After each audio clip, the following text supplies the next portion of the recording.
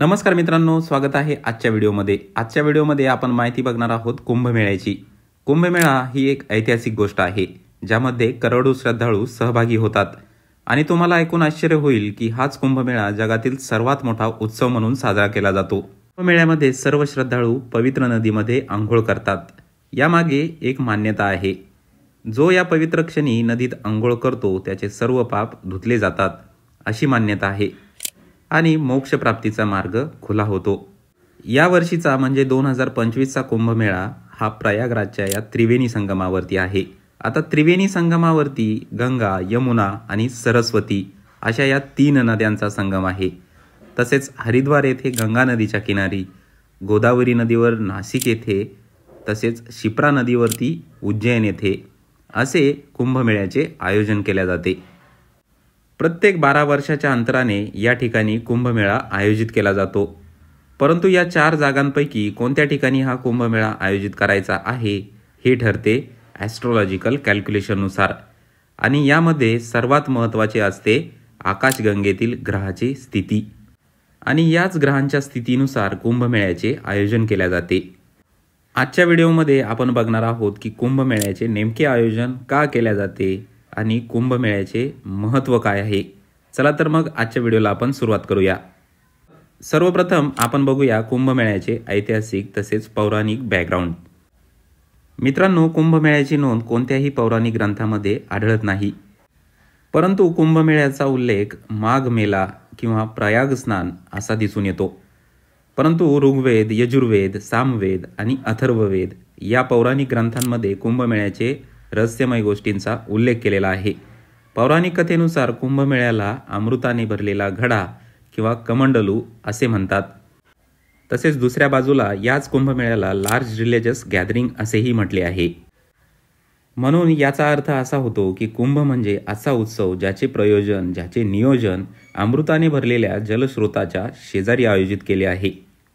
आता तुम्हाला प्रश्न पडला असेल की कुंभमेळ्याचे नियोजन 12 वर्षांनीच का होते आणि याच 4 ठिकाणी याचे नियोजन का केले जाते। यासाठी आपल्याला थोड्या पौराणिक गोष्टींचा आधार घ्यावा लागेल।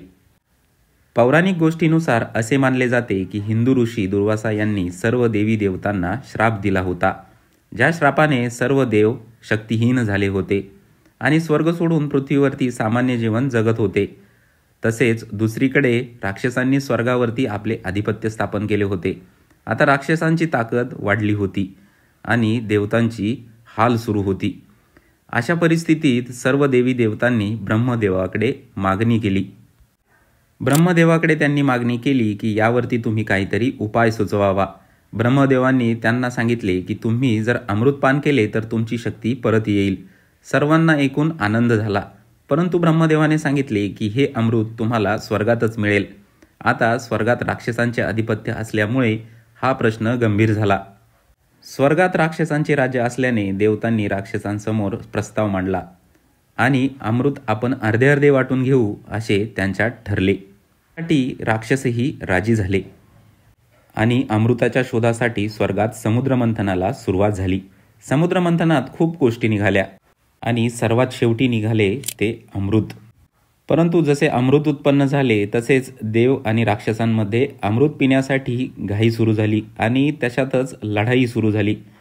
देवांनी अमृतावरती ताबा मिळवला आणि राक्षसांपासून पलायन केले। यानंतर राक्षसांनी देवतांचा पाठलाग केला। हा पाठलाग जवळपास 12 दिवस सुरू होता। देवी देवतांचे 12 दिवस म्हणजे सर्वसामान्य माणसांसाठी 12 वर्ष होते। देवतांनी अमृत घेऊन पलायन केले आणि याच गडबडीत या कलशातून 4 थेंब अमृताचे जमिनीवर सांडले। हे 4 थेंब जिथे पृथ्वीवरती पडले ते 4 ठिकाण होते हरिद्वारची गंगा नदी, प्रयागराजची त्रिवेणी संगम, उज्जैनची शिप्रा नदी तर नाशिकची गोदावरी नदी। येथे हे 4 थेंब पडले अशी मान्यता आहे। याच कारणाने कुंभमेळा 12 वर्षाच्या अंतराने 4 जागेवरती आयोजित केला जातो आणि असे मानले जाते की कुंभमेळ्याच्या या पवित्र मुहूर्तावरती या नद्याचे पाणी अमृत बनते।